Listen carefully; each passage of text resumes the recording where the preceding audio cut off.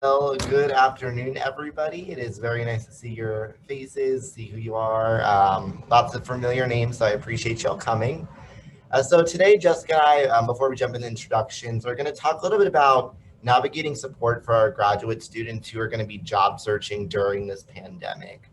Uh, Being current graduate students or someone who just graduated from their master's program, we wanted to give a little bit of our insight into what the processes look like, as well as present some information we received when we assessed our current graduate students and newly hired professionals within the last year or so. Awesome. Well, my name is Jessikah Pyett, and I use she, her pronouns. I am in my last semester of my master's program at Florida State University, and I'm also a new professional. I am an area coordinator at the University of Tampa. My job search timeline, honestly, I was very fortunate for the way that things turned out. When the pandemic hit, like most people, I was just very paranoid and concerned, and I didn't know what my future would really look like. So when I came back to Florida State in the fall after being home for about 4 months, went home for spring break thinking I'd be there for a week, and a week turned into 4 months. When I came back to Florida State, I was really determined on jumping on the job search as soon as possible. So I began my job search around the beginning to mid-October. And then I got an offer at the University of Tampa in December, and I started working in January. So for me, like I said, I was very fortunate in the way that things like worked out, but I probably wouldn't have started my job search as early as I did if it wasn't for the pandemic. And although I didn't have a lot of obstacles like other graduate students either have faced or are going to face, I thought that Frankie and I doing this presentation will just give everyone a little bit more insight. We are catering this towards current graduate students as well as professionals who supervise graduate students. So we'll have a little bit more data that we will share with you all, but we thank you for being here today, and I'll pass it off to Frankie to do his introduction.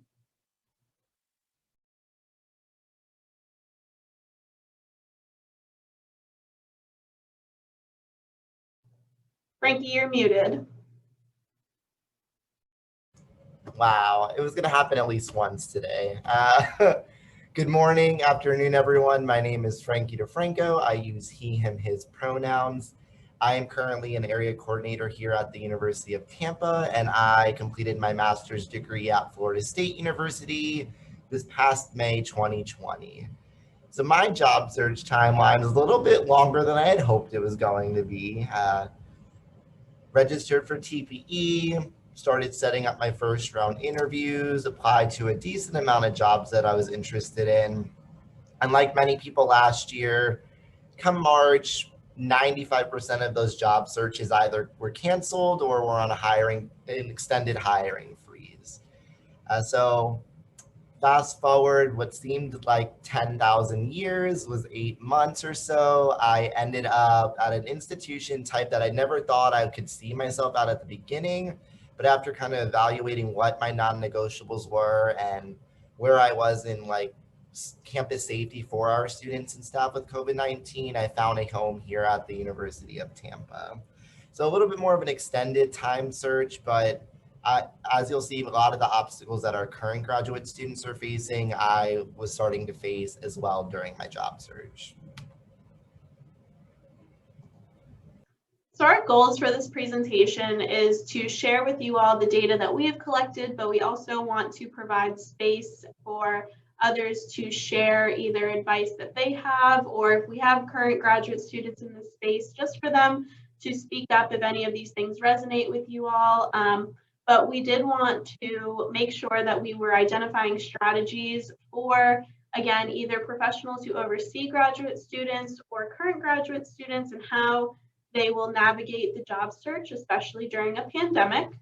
We also want to explore ways to ask for allyship, help, support from supervisors, mentors, and colleagues, so that way they could fulfill their job search needs. As we know, and as it's been said many times, that this is not the traditional job search, and we'll go into a little bit more detail with that. But we did use two assessment tools. We decided to use Qualtrics surveys to assess kind of the needs of current graduate students, as well as what recent graduate students have experienced when they were going through their job search and what support looked like for them. So we will share that a little bit later, but these are kind of our three key takeaways that we hope that you get from this presentation this afternoon. So we kind of want to toss away this idea of what a traditional residence life job search looks like, because as we know, nothing nowadays is traditional. So this idea of the traditional residence life job search, you have January through February, where typically application season picks up. The placement exchange opens for registration, SEAHO placement occurs. And on the residence life side of things, letters of intent are typically due to department leadership to kind of determine what positions they need to fill going into those job conferences. March is a big month with the placement exchange. Other smaller job searches will also be occurring in March. April to May is typically when on-campus interviews occur. Potential job offers are also typically made during those months in the traditional world. Then you have June and July, which is in the past typically a transitional period from graduate program to new institutions, as well as the summer job search continuing with summer placement exchange and a kuhoai. So we're kind of going to toss that out for now because we recognize that COVID has really thrown in a lot of obstacles to what traditional job searching looks like within a relatively structured field.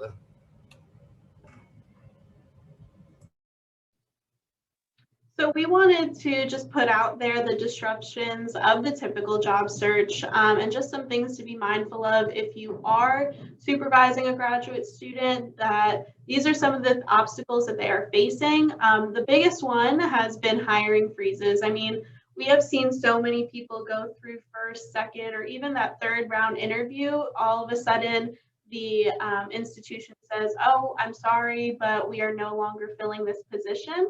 And that's just been a really disheartening thing for students to have to hear. Students or even professionals looking to move up within their functional area. And that also links to our second point, is just the decrease in jobs available. Leading up to my job search, I was on higher ed jobs quite frequently, and most of the stuff that they were posting were those higher level positions and nothing really for an entry level graduate student or new professional. So that was also really difficult and something that COVID-19 has definitely played a huge impact on. It seems as though a lot of people who typically would move up to an assistant director position or even higher are kind of just staying put with the position that they're in currently because of fear that COVID-19 has caused. We also wanted to touch on just the increase in Zoom fatigue and burnout. Actually, in my class, I want to say it was like 2 weeks ago, our professor asked us, how many hours do you think you spend on Zoom a week? And, I'm one of two people in my cohort that has a full-time job, and I'm a full-time student this last semester. So majority of my cohort are doing a 20-hour assistantship and classes. And when that question was asked, a lot of people were saying, oh, I'm doing 20, 30, some people are even saying 40 hours a week on Zoom. So just recognizing that Zoom fatigue is real. I think we've all experienced it at this point, as well as burnout. And just the fact that interviews are completely transitioning to an online platform. We're no longer doing those on-campus visits that we were always looking forward to doing to really see if that institution was a fit for us.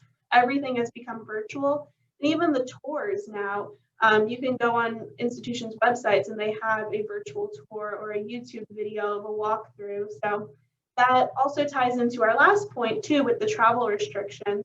A lot of students are just not able to really assess what institution they want to call their home because, again, they haven't ever stepped foot on that campus or really they don't know much about it. So these were kind of just the big disruptions that we saw.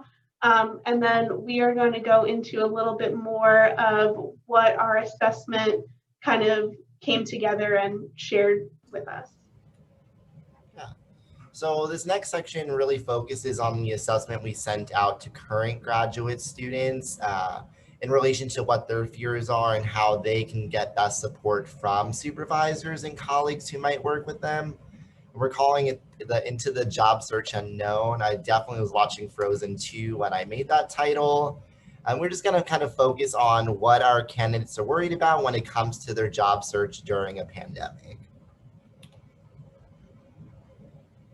So our first assessment tool was sent out to current graduate students who are either graduating this spring semester or in the summer.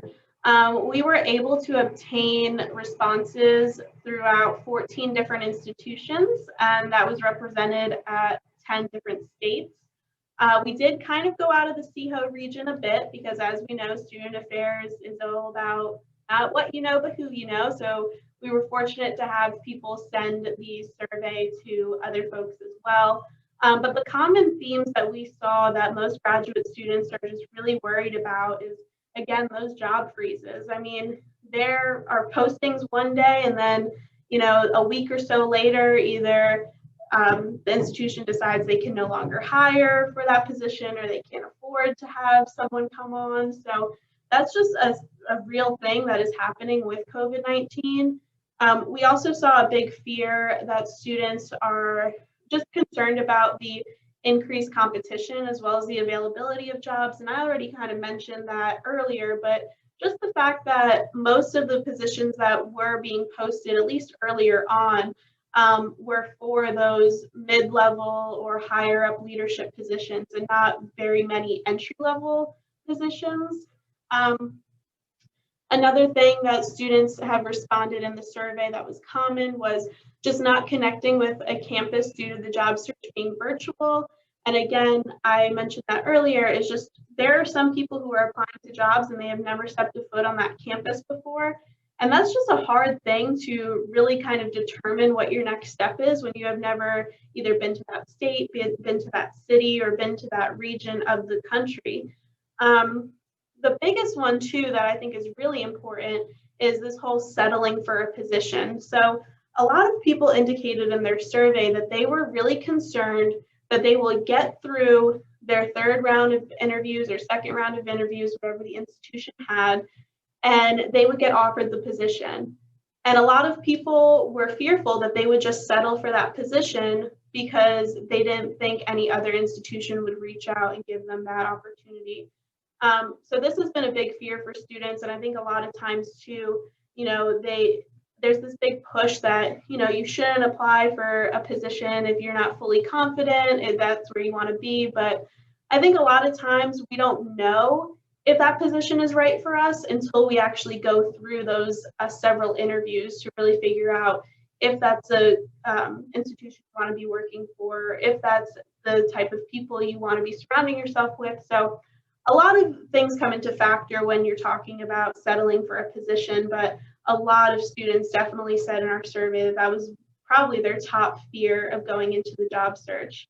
And then the last one is job security. So we did this session earlier and I was talking about how a lot of positions have opened up specifically related to housing and COVID or housing and quarantine coordination or anything along those lines. And I think it's important that when you're applying for these jobs that you're having those conversations with the department and just trying to figure out, okay, when COVID is eventually over, which is something we've heard too many times, but when COVID is over, what's going to happen to this person's job? Are they going to be offered a different position within the department?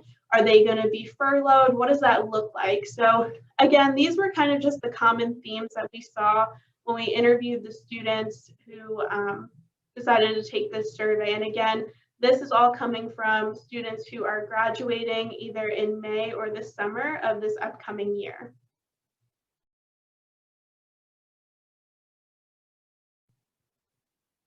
And then we kind of just wanted to open the floor at this time and don't want to put anyone on the spot, but feel free to unmute yourself or either put something in the chat if you are currently a graduate student and you have some concerns that we didn't mention or that weren't mentioned from our assessment.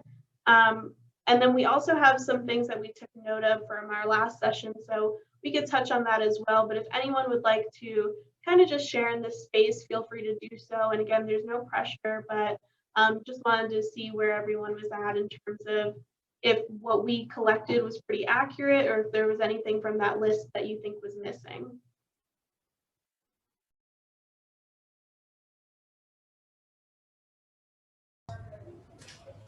Yeah, I can have a quick question. So I'm a graduate student right now in the middle of job searching. And I know you mentioned not having the opportunity, for like a campus visit during the interview process. Were you guys offered the position without a campus visit, and how did you guys kind of navigate that and, kind of make the decision not having visit? Yeah, I can touch upon that. So prior to accepting the position, I'd only been to Tampa once, so I was very unfamiliar. I was familiar with Tampa, but not like what it'd be like living here. For me, prior to when I accepted the position, it was important for me, since I knew I wouldn't be going on campus for a visit, was to tap upon as many resources as I can to get me connections to the University of Tampa. So I tapped upon my connections in academic affairs at FSU to get me in contact with some folks that work in their academic affairs department. I think for me, I needed to hear from multiple people and not just the people that were interviewing me, what campus culture is like, and specifically what they're doing to help keep their students and their staff members safe. I went through several interviews where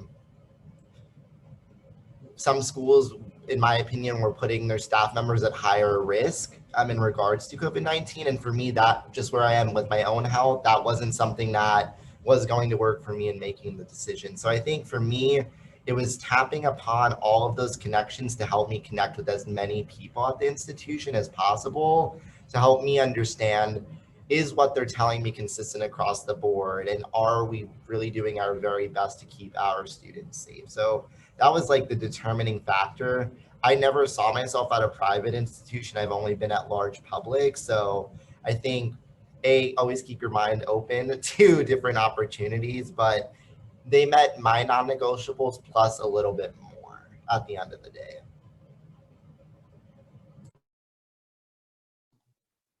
Yeah, and I just want to add, I only applied to 2 jobs, and both of the positions were at campuses I've already been to before COVID. So for me, I was definitely on that more cautious side, but I've spoken with several people who have done what Frankie has done, where he, just tapped into those other resources. And I will say that the virtual tours, while it's definitely not the same experience by any means, it definitely is a really good resource that I think has been a little underlooked. So definitely if a institution has some type of offering of either a YouTube walkthrough video or even just one of those U visits, again, it's not completely the same, but I think it does give at least a little bit more familiarity with the campus, at least the surrounding area and what the campus looks like, but not necessarily maybe the culture that you're looking for.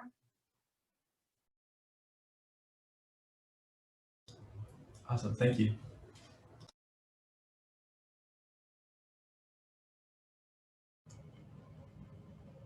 Anybody else? We'll have some time at the end for other questions or thoughts you might have. I did want to share a couple of thoughts, and if we have any like full-time professionals in the room who supervise graduate students, some of the concerns that came up on that end were, from a supervisor perspective, is how can I provide my graduate students the tools that they need to be able to become a full-time employee when their responsibility shifted from their first year into their second year. For example, this individual shared that graduate students had less conduct that they worked with, so she was worried that her graduate student wasn't going to get that experience. And I think some of the solutions really is just working with your graduate student on where they're feeling not as prepared for and finding ways to creatively incorporate that into their last year of graduate school experience. And I think just overall, their fear is like, as supervisors, am I providing enough to the graduate student to help them feel prepared? So the same way we sometimes expect our supervisors to always reach out to us, I think sometimes they worry if graduate students aren't reaching out to them in the same way. Those were a couple of more of the concerns that came up from that aspect and that perspective that we didn't really benchmark too much in our assessment. There we go. There we go. So this is going to be beneficial for anyone who is a professional staff member who maybe works with graduate students, or if you are a graduate student, kind of hearing a little bit more about the things that people who took our survey really are looking for from their supervisors, in case this maybe helps trigger an idea in your mind on how you can get the best support from your supervisor. So we kind of broke it into 3 themes. The first just being general preparation. Every year, people are going to want those mock interviews, that resume review. We noticed a little bit more of a shift into the Zoom interview techniques, just kind of counteracting how you can prepare best for potential Zoom fatigue. They wanted their supervisors to be able to provide them tips and tricks on how to build in self-care when your on-campus interviews could be a full day of Zoom interviews. I know I've had some schools that I've interviewed on campus virtually that was half a day, and some that were 8 hours long. So I know for a lot of our students that we assessed, getting those techniques and getting that etiquette over Zoom is going to be helpful to them in their job search. And then another thing for general preparation is preparing questions around COVID-19 and campus safety. While I know more schools are incorporating that into their interviews, there's kind of like this taboo notion of asking your own questions related around what the campus is doing to keep students safe, and more specifically the staff members. And a lot of the students that we assessed wanted their supervisors or their peers to kind of help them prepare what those questions can look like and how they can ask it in an appropriate way during their on-campus interviews. The second theme that we saw was around encouragement and support. So this actually came up quite a bit, and I didn't experience this myself, but helping graduate students to navigate imposter syndrome during their interviews. I think this might play into the fact that there are a lot of people currently job searching for a very limited number of positions, and students wanted their supervisors to be able to assist with them on where this imposter syndrome might be coming from and how it can show up in an interview space. Second was tapping on connections at other institutions. I cannot emphasize this enough. Even if it's somebody you are an acquaintance with on campus, if you know that they know somebody at an institution you're interested in, please go ahead and reach out to them. And for supervisors, if you know of those connections, if your graduate student wants to like work at the University of Tampa and you know somebody that works there, tapping on them to get them connected. That is why I have the job that I have today, because otherwise I wouldn't have thought of the University of Tampa as a university for me just based off the population size that I typically was looking for. And then having conversations on providing time off to focus on the job search. This got brought up last presentation, but as a graduate student, we want to do the very best work that we can. And I think oftentimes that comes at a cost to us where we don't often want to ask for that time off because we feel like it's going to affect our job performance and what we're doing. Something that I think supervisors could very much so benefit off of is if they notice that a job search candidate is struggling, maybe helping them out with some of their tasks, or be like, hey, take this day off and focus on your job search. Because I think going into it, it is going to be very much so important that we are providing that time for self-care for students who are going through the job search. And then the third one is in response to COVID-19 and support. Something that came up quite often was this idea of providing honest conversations to graduate students going through a job search. You may or may not have heard this at least once in your life, that don't worry, you'll find the job or you'll find the best job out there for you.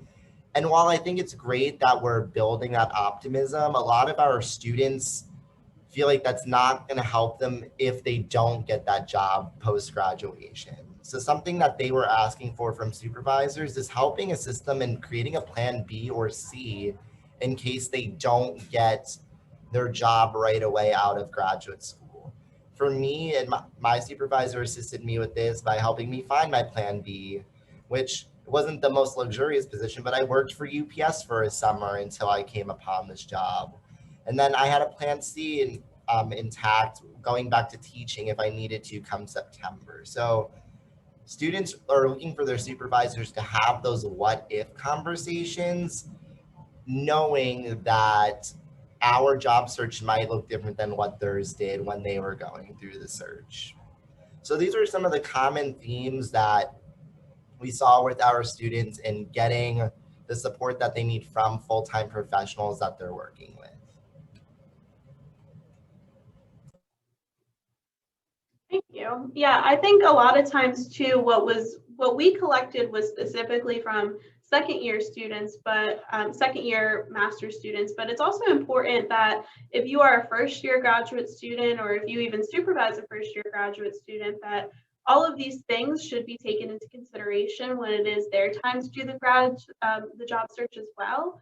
So we are going to transition a little bit this next part of our presentation. As we said earlier, we did 2 assessment tools, and the first one was sent out to current graduate students who were looking to graduate sometime this year. Our second one was sent out to folks who had graduated this past May or summer of 2020, and they have found a job within the last couple of months due to the pandemic. So just a quote that we got from someone who filled out our assessment at Florida State University, and it's just some good food for thought. It says, set your non-negotiables, but try to be flexible beyond that. Don't be afraid to ask tough questions about how the institution is handling the pandemic and how the role you're applying for has been affected. So just some really good advice, and we actually got a lot of good advice from new professionals that we are going to share with you on our next slide. So before I kind of jump in, we pulled some quotes that we thought kind of fit a lot of the themes that we heard from newly hired professionals. I think something for both current supervisors of grads and graduate students going through the job search is understanding that it is okay as a supervisor to tap for help on how to best support your graduate student going through this job search. As I mentioned, the job search 3 years ago most certainly does not look the same as it does for our current graduate students. And if you happen to need to tap upon someone who's gone through this type of job search before, that is okay. And same thing if you're a graduate student, like your supervisor is there to help you, but if you know somebody who's gone through the search during a pandemic, feel free to tap on them too, because they can be able to provide an insight that maybe your current supervisor or yourself might not have going into the search. So this last assessment that we sent out was sent to newly hired professionals surveyed from 13 institutions from 13 different states. As mentioned, we wanted it to solely focus around the SEAHO region, but we had some awesome colleagues from some other states who also sent it out to their graduate students, which is important to recognizing not every state is handling COVID the same. Florida is very different than probably what New York's doing right now, which is very different than what Idaho's doing right now. So having those different voices, I think, was really important for this survey. Some of the common themes that we saw from newly hired professionals in giving advice to graduate students going through the job search is making sure you use those connections, have mentors connect with their counterparts to find opportunities that could be opening up.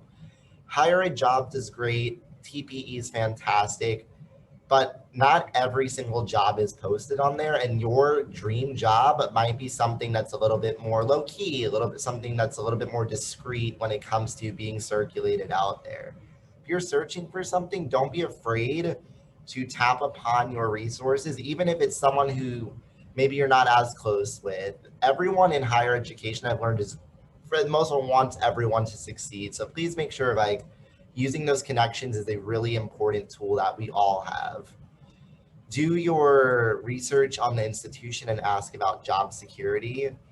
This kind of goes into one of the fears that our assessment participants had on how they can frame those types of questions during an interview. But if that is something that's important to you going into an institution and an on-campus interview, work with your supervisor on how to frame those types of questions and how to do behind the scenes research to make sure it's going to be the right fit for you in regards to your safety and your job security. This next one's probably my favorite. Try not to take rejection personally. A school's inability to hire you right now speaks more to the current state of affairs than it does your talents and ability. We're in a very unprecedented time to where more and more people are looking for a more limited amount of positions that are available right now. A school's inability to hire you doesn't take away your talent and ability. It just might mean they have 10 other people who can provide the same things, and maybe one has just a little bit more experience. It's not to say you're not qualified. It's just right now we are in a, I wouldn't say crisis within higher education, but there's definitely a lot of folks now that are job searching because they either didn't get a job last year going through the search or they're graduating this year. Be relentless in your search and know your worth. I think for supervisors, something that's very important that you can do with graduate students is just kind of build them up. There's going to be times where you get rejection going through a job search, but having those support systems there to help you build yourself back up and recognizing your own worth is something to keep in mind. You all are making it through your grad programs. You got there on your own merit, so just keep that in mind. And then make sure your interview location is set up. This goes back into the fact that mostly all of your on campuses will be virtual. So making sure that your supervisor is assisting you, you're working with your supervisor, making sure proper Zoom etiquette, other platforms you might be using is all intact and good to go.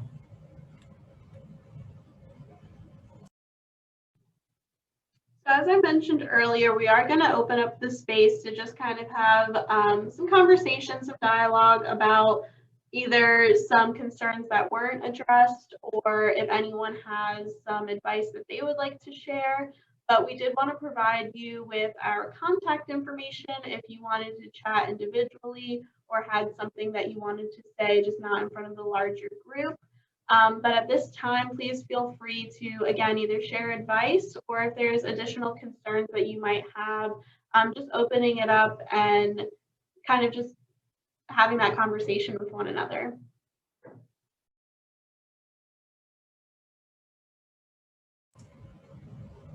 And I think if you're a current graduate student, because I think we are seeing more graduate students in this presentation than the last, maybe some ways your supervisor has been assisting you to maybe like help others in the space, maybe have those conversations with those supervisors, like, oh, that's something that maybe will help me with my own search as well. It's like more of a brainstorming session.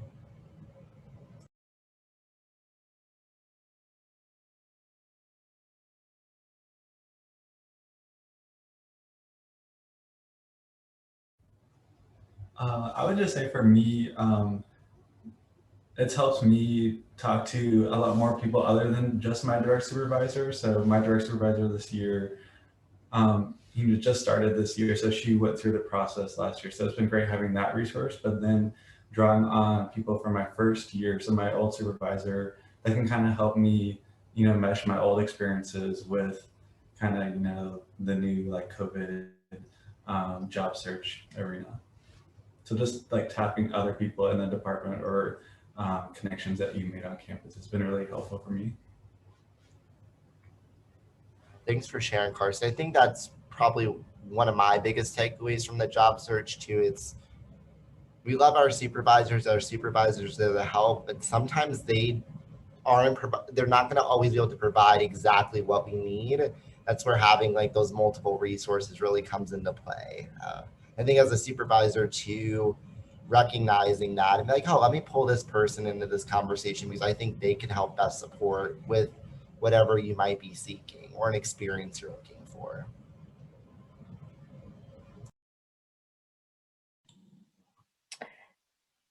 Um, so hello, my name is Jasmine, and so I actually currently supervise a grad right now. And I will definitely say that like the general preparation is definitely a big thing that I feel like helps.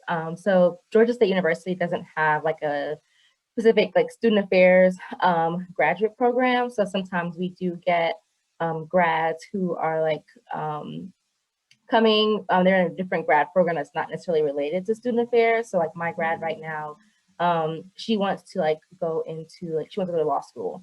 And so I'm like, I'm not a lawyer. I know nothing about being a lawyer. But I will say, you know, we've had some conversations during our one-on-ones, and we've just been practicing like those mock interviews, and just I've been doing my own research. And I think that's something important for supervisors to do, is even though like they may not want to go into student affairs or res life, it's still important for us to kind of do our own research to find some of those resources to provide to our grads so that they're not having to do it all on their own. And so that's something that my grad is very thankful for. And I'm, you know, learning a little bit about being a lawyer. I mean, it's not my path, but it's really cool that I'm able to like provide that for her. And so she's graduating in May, and I'm really sad she's leaving me because she's been amazing. But that's something that I want to keep in mind as I get ready to hire another grad for next academic year. Awesome. Thank you, Jasmine. I'm sure they appreciate that as well. It's something that was brought up last time. It's like, y'all are job searching, but you're still students. Like, you're wrapping it up. And last semester is sometimes the most difficult. So having that support and like being able to do some research to assist is really important. And I'm sure they're very thankful. So thank you for sharing with us.